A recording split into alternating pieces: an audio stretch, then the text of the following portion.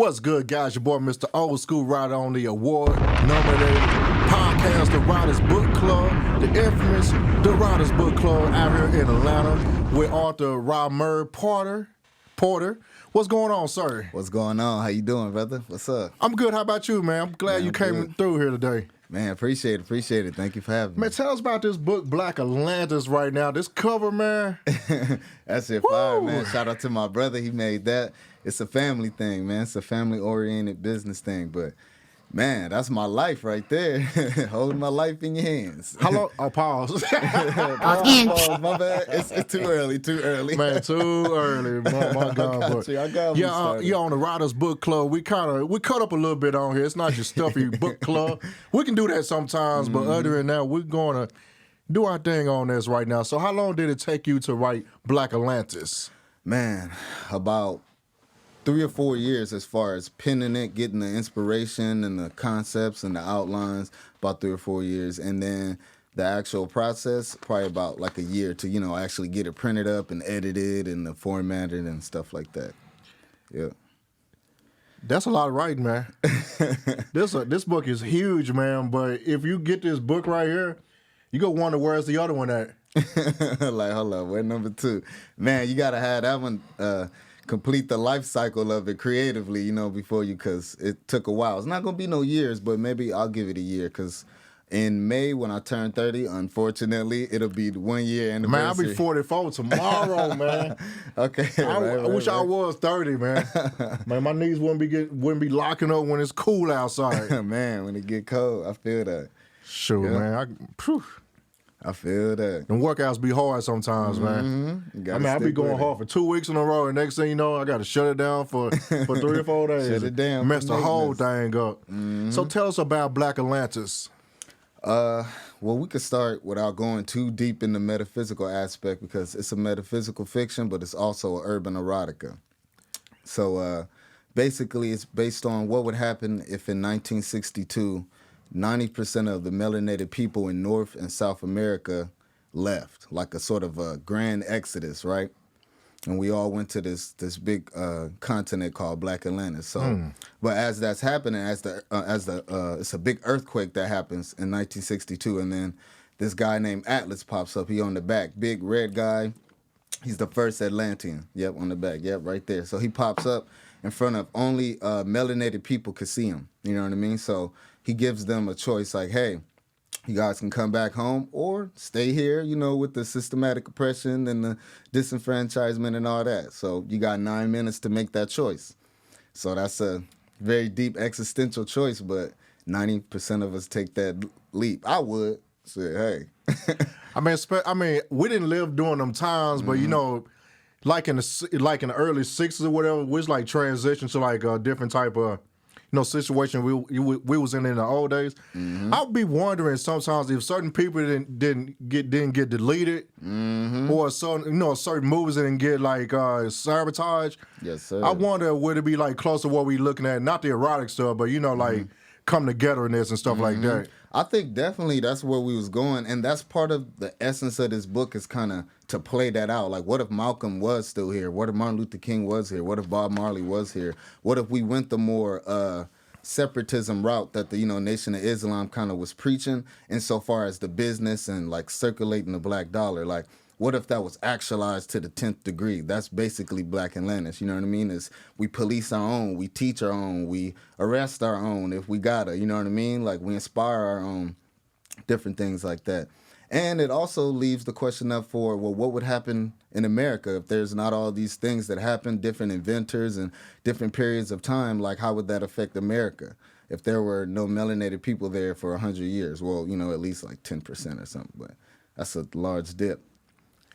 Yeah, I know. It trips me out sometimes. I'm like, what? Your mind starts racing sometimes. Like, this and this. Then also I'll be thinking, if those fellas was in this current lifetime the way it is right now, Man, you know, Malcolm and Mark probably be getting roasted online. Like, man, you don't sit your ass down with that. Ain't nobody trying to hear that shit, man. You know, stuff like that, you know? Would be like, they'll probably retire. Like, you know what? We tried.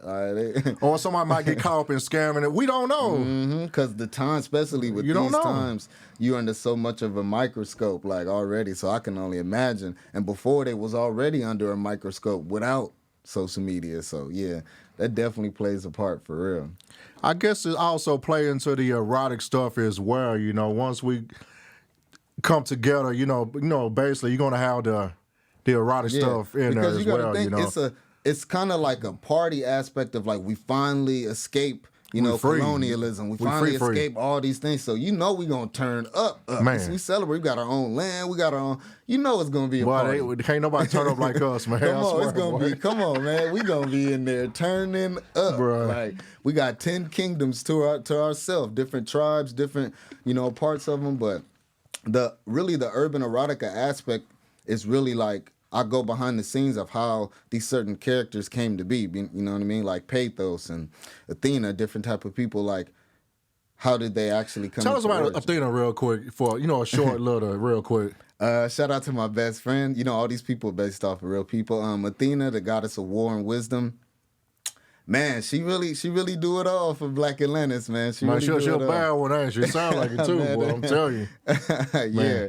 I mean, she really came to me with the idea of the alter ego of Black Poseidon versus Pathos. You know what I mean? Because she told me like, yeah, like, you know, you like meditating and you like doing that, but not every nigga is like that. Like some people, like, you know what I mean? You got to appeal to every one of us. If you're trying to reach Black people, you got to have different, you know what I mean? You got to have a different type of alter ego to yourself.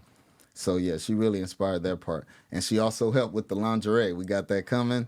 Y'all saying you had a couple, you know, people like, oh, dang, she had that on? She had that. Wow, like, man, we trying to reach everybody. Because, you know, the men follow the women, so. Yeah, I mean, you know, mostly do, but yeah. Most times, yeah. Oh, yeah, sometimes you get lead into a trap, you know. Like, oh, look, if you ain't careful, you know. Oh, yeah, definitely, most definitely. Or you get lead into some, you know, it's a clean show, but, you know. Mm-hmm. Lead into the ocean waves and stuff like that, you know. Yeah, most definitely. Oh man, tell us a little bit more about some of the characters on here. You didn't got to say everything, but you know a little bit. Well, one of my other favorite characters is Aphrodite, the one with the wings. You know what I mean, dripping on the front cover. Yeah, Aphrodite. She's basically Pathos' first love, and I just feel like. As a Black man, as Black people, sometimes how we introduce to love and loyalty, these things really play a big part. Like, you know what I mean? If you had a mother or father, or if you really find the first love that like really showed you what love was, and it wasn't just a heartbreak, you know, but like a understanding how to be vulnerable or understanding how to consider other people's feelings, those things are big. So she's the goddess of love and lust. So I feel like our past exchanges really taught me like how to value a woman, how to love a woman. You know what I mean? So definitely. I think most of the times when we growing up, we don't get to see the aspect of it most of the time.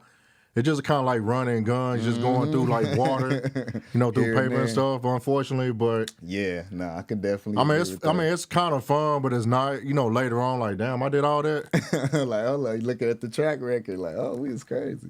I mean, just collecting bodies for no reason, man. But I mean, when you find like true love and like true meaning of it, it's just one of them things. It's just great, man. Definitely, man. Mm-hmm. And especially now in this social media era, it's like, man, it's kind of hard to cheat because it's everybody got a social media. Everybody talk is too. I mean, you know, there's obviously ways, but it's just kind of everybody's always watching, always. It ain't like in the 40s or 50s where you could just, you know, put a little coat on with the hat and, you know. Got the Dick Tracy outfit on, you know, just I mean? Creeping. Looking crazy, talking, you know what I mean? You know, they had railroads and cars back there. You can catch a train to the next town. So got your whole family over there. Mm-hmm. Whole family. That's what they say. Grandpa had a whole family on the other side. I mean, everybody knew what it was, you know, hey. Mm-hmm. Knew what it was. That's you crazy. Can't get away with that right now, man. I mean, not really, you know, but... You know, some people want them to themselves, you know, which is good, you know. Mm-hmm. I mean, I feel like maybe it's a little pressure in that because most people maybe think, okay, if I'm narrowing it down just to you, then like I need you to hit all bases, you know what I mean, man and female, like whatever they're looking for. So I feel like it really puts the pressure on you if you really are trying to be a one-woman man or one-man woman. I mean, if you they do, you can pull it off, man. But that's a lot of pressure, man. A lot of pressure.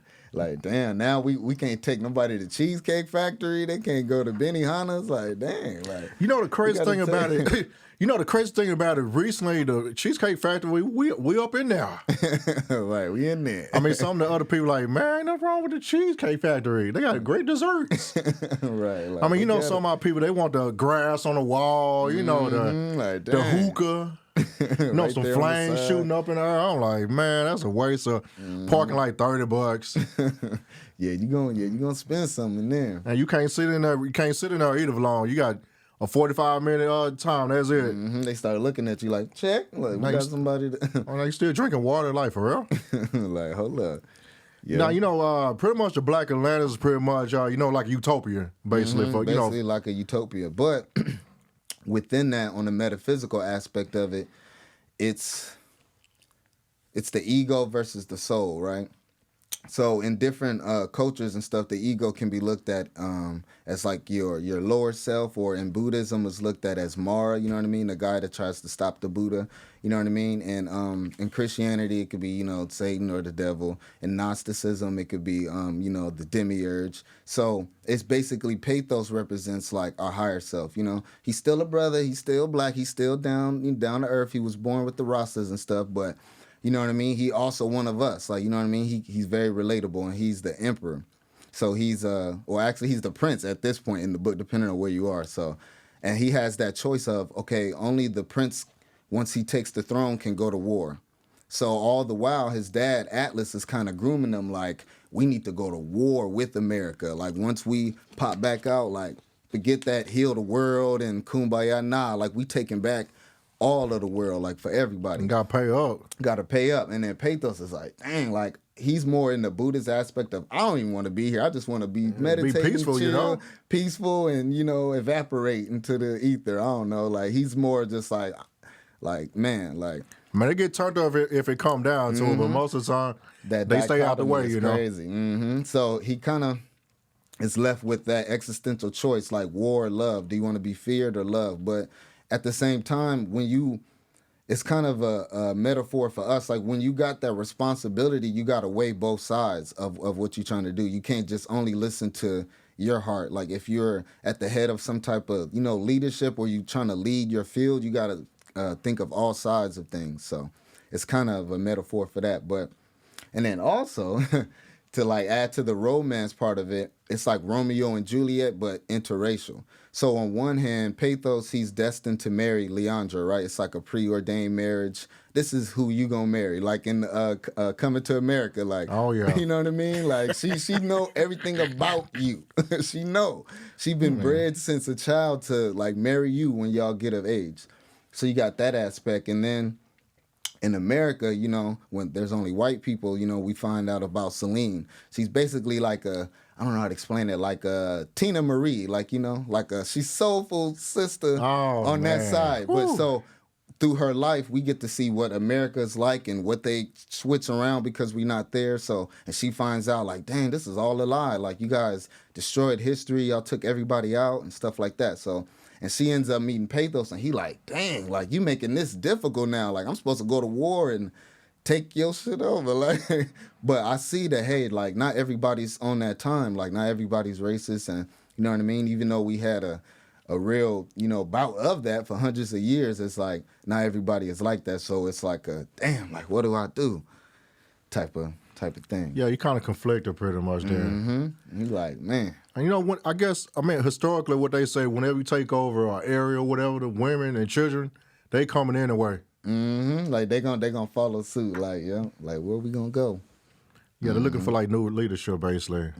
Definitely. So, just to add on a little bit, so once we leave America in 1962, right, all the governments, the European governments around the world, basically go into like a paranoia, like, oh, like these, but like they at the top, like, you know, they shoot nukes at us and stuff, but our defenses is so like advanced, it's nothing to us. So it's like we can't physically get y'all, like y'all at the top. So now it's like we got to come together. So they create something called the Bond. It's like basically like a world agency where like they really had to come together and like rewrite history to make it to where there was no like us in the history system. So after 100 years, like people in America don't know that there's other people that aren't white. So everybody grows up under that lie, if you will. And then, you know, Celine comes along and like helps that. But so it's basically like giving you a little insight into that world. Like, boy, I swear this kind of sound like something that kind of man. Like something that happened for real, you know, to a certain extent. Yeah, like so.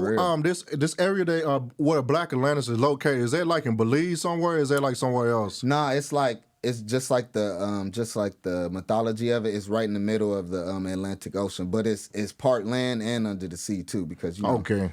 We brothers, you know, some people say, oh, we can't swim. How you got Black Atlantis? Like, look, that's the alchemy of it. Okay. You know what I mean? That's the alchemy. You know what I mean? I can't swim. Like, how you sure, can't I can't swim either, bro. But hey, when you need to, we will swim. So, I drowned a light down there, drowned a light going a while back, but yeah, no. Yeah, it's located right there. Yeah, right in the middle. Yep. Yeah, I was trying to figure out, you know, where at though. Like, I wonder. Right there in the water. Wow. Yeah, that's why the earthquake happened in the beginning, because so the tectonic plates can make room for a whole nother continent rising, you know, up in the middle of the ocean. I try to make it as scientific as I can. Like, even though it's metaphysical fiction, I want to have some base in like, okay, it could probably happen like that. Like, we know the fiction part of it, but.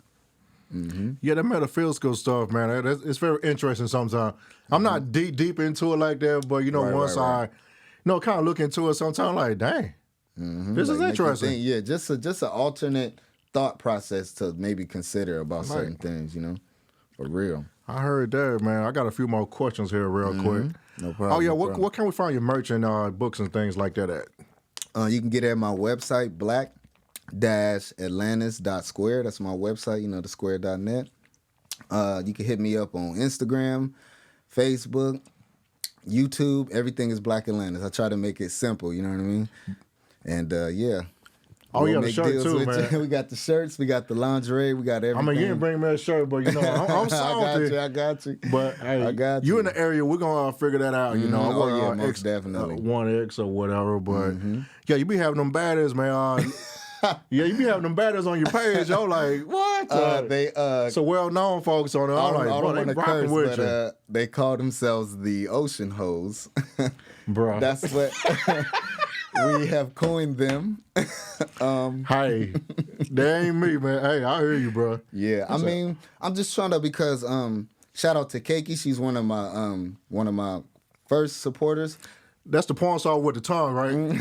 Oh yeah, that's like she wanted the goats, man. Man, she really put me onto the like, hey, like I can help you get the book into places where most people don't read. Like I'll take it into the strip club. I'll do, you know what I mean? Like just to give you a different look for the urban erotica side, to make it to where like, hold up, this is a book? Like he an author? Like that cover by itself. I'm like, it might be something in there for me. Like, hold up, like it's something in there. Like, yeah, it gravitates you, because I'm trying to get to us on all chakras, you know what I mean? Like every level possible.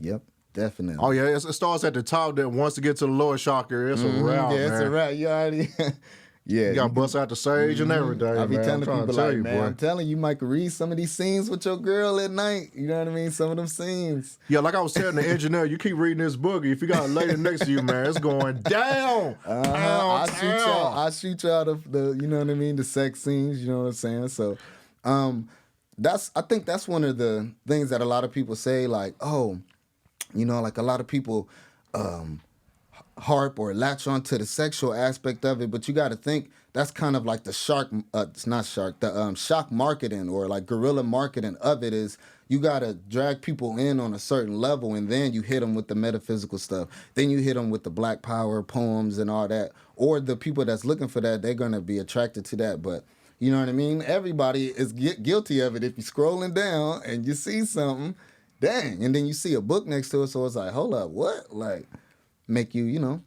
think twice. Yeah, the medical physical stuff kind of sneaks up on you around like the second chapter, I believe, if I can quote that. But, you know, of course, you got the bam, bam, bam at the beginning. You gotta, then you kind of creep it in there a little bit. Oh, okay. Like, yeah, you Now gotta you have hooked, all man. aspects of it, for sure, Yeah. Now I got the physical copy. Now I'm a physical book person. I mean, digital is cool and everything. I like the ebook and also the I know you don't have no narrative. What do you call it? The audiobook, yeah, we working Yeah, get that on audio book, man. Yes, sir. Get your bad ones. I don't know who's gonna be talking to there. Get you some bad ones in there, man. I'm gonna try to have the actual characters do some of their parts. I don't want to do everything, but maybe I could have, like, my brother knows a few AI apps that can, once they have their voice, maybe like duplicate it a little bit. So I'm trying to make it different to where, you know, you hear the actual character's voice. You can hear Athena. You can hear Aphrodite. Like, okay, dang, like, so. Have you documented the process so far? Maybe like a documentary in the near future about this? About your journey? I kind of record everything pretty much. Like, people be annoyed, like, damn, bro, you recording this? Like, man, it count. Like, every book sale count. The first day I released it, everything, I pretty much got everything with me. So yeah, like I was telling some of my authors, you know, you got to go ahead and put it in their face. The book ain't gonna sell itself. Nah, for real. Especially, like, man, it's like triple hard to sell books, not in the essential way of it, but it depends on the demographic you're going for. Like, if you're going for our people, yes, we read books. We always break that stereotype, but you still got to get through to us. Like, you know what I mean? It got to be up there with the same stuff that we consuming on Instagram. It got to be right there by it. Like, Boy, you almost got 1,000 pages over here, bro. I'm telling you. This could have been like, playing. I know some people that's been on the show, this might have been like 5 books. They might have stretched us out, but you did, this was a bold move. I got to give it to you, man. That's why Boy, I had you to like, go independent. I had to go independent because when I first started, I was... This not Amazon. This pretty much your... Yeah, no, it's on Amazon as far as the ebook, but I couldn't get that on Amazon because they wanted me to split it in 2. Yeah, I was like, nope, can't do it. So yeah, I was gonna say this is not an Amazon book. Oh no, this basically gonna be your pure profit. Oh yeah, you don't mind that your work in marketing and stuff like that. Yeah, that's. I think sometimes what you call it, the IS, ISBN. I know when you go with Amazon, you pretty much kind of giving up your rights to a certain extent, right? Yeah, a little bit. And depends on. Also, they got like Amazon Limited, where you do give away more of your rights, but they'll put it in front of more people on the site, and promote it that way. But I need all mines, and I could just do that work myself. Like, you know what I mean? So I mean, we're in Atlanta, man. Hey, why not? Why not? If you like somewhere else, I can understand you going to Amazon. Go ahead and get them a cut, get you a few bucks real quick. You in Atlanta, you got sex, the metaphysical stuff. Shit, we got some deep thinkers out here, bro. For real. That's what I'm saying. My goal is to, man, have this book in every avenue. Like, I wanted to really touch, like, everywhere. You know what I'm saying? So that's definitely the plan. Oh, most definitely, man. We are pretty much close to the end on this right now. So what can we... I know we said it already, but what can we find you at one more again? Man, you can find me on Instagram, Facebook, any type of social media, Black Atlantis. That's it, Black Atlantis. You can hit me up, join the group chat. Shout out to the group chat. It get foul in there sometimes. Mute it if you know what I mean. If you got a girl, tell her about it. Hey, but sometimes we be in there giving advice and you know what I mean, chopping it up real. You got a YouTube channel? Yes, sir. Yeah, okay. Black Atlantis. Yeah, everything. So yeah, check me out, man. The book is 55 because it's 100. I mean, not 100. It's 1,000 pages, so it should be 100. You know what I mean? Like Nipsey did his album, it should be 100, but I ain't gonna do that. 55. You know what I mean? Right now, man, 25 for the shirts. You know what I'm saying? Hit me up. Hey, I do lay a weight. Give me 30 and 20 the next. I know how it be. Like, hey, man, it be like that. Sometimes. That's what I'm finna do right here. I'm finna get in the engineer 20. We're gonna figure this out. I'm joking around. No, for a Craig Lucas joke, What? He was like, you what?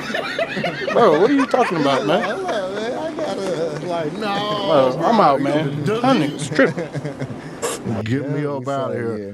But, oh, yeah, of course, this is Mr. Old School Ryder on the award-nominated podcast, The Writers Book Club. We also going to be doing this on a regular basis. Any authors in Atlanta or surrounding areas, hit me up at thewritersbookclub@gmail.com. We'll go over the details and stuff like that. Also, catch me on IG at The Writers Book Club, YouTube at The Writers Book Club Podcast.